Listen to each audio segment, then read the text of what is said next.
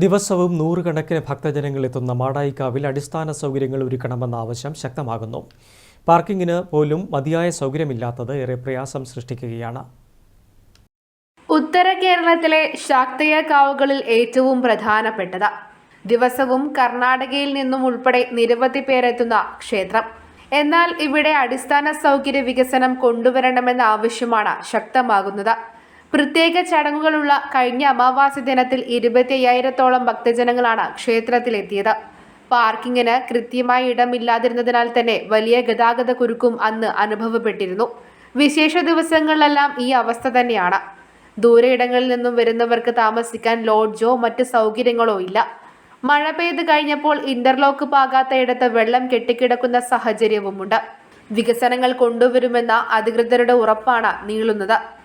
അപ്പോൾ ഇവിടെ അടിസ്ഥാന സൗകര്യം വളരെ കുറവാണ്. ഭക്തജനങ്ങൾക്ക് വാഹനം പാർക്ക് ചെയ്യാനും അതുപോലെ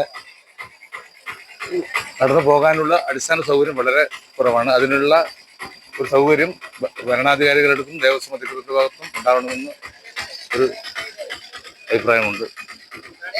അമാവാസി ദിവസം ഇവിടെ ഭക്തജന തിരക്കായിരുന്നു. അതായത് ഗസ്റ്റ് ഹൗസ് മുതൽ ഇത്ര വരെ വാഹനങ്ങൾ മൊത്തം ബ്ലോക്കായിരുന്നു. ഞാനടക്കമുള്ള ഡ്രൈവേഴ്സാണ് അത് നിയന്ത്രിക്കുകയും ഭക്തജനങ്ങളെല്ലാം സൗകര്യം ചെയ്തു കൊടുത്തത്. അപ്പോൾ അടിസ്ഥാന സൗകര്യം വളരെ കുറവാണ്. അതിനുള്ള സൗകര്യം, പാർക്കിംഗ് സൗകര്യം, ബാക്കിയുള്ള സൗകര്യങ്ങൾ സൗകര്യം ചെയ്തു കൊടുക്കണമെന്ന് ദേവസ്വം ബോർഡോടും അതുപോലെ ദേവസ്വം എക്സിക്യൂട്ടീവ് ഓഫീസറോടും ഇതിന് ഉത്തരവാദിത്തപ്പെട്ട ആൾക്കാരോടും വിനീതമായി അപേക്ഷിക്കുകയാണ്. മാടായിക്കാവിലേക്ക് എത്തുന്ന റോഡിന്റെ അവസ്ഥയും പരിതാപകരമാണ്. എല്ലാത്തിനും അടിയന്തര പരിഹാരം വേണമെന്നാണ് ജനങ്ങൾ ആവശ്യപ്പെടുന്നത്. News bureau, Pazhayangadi.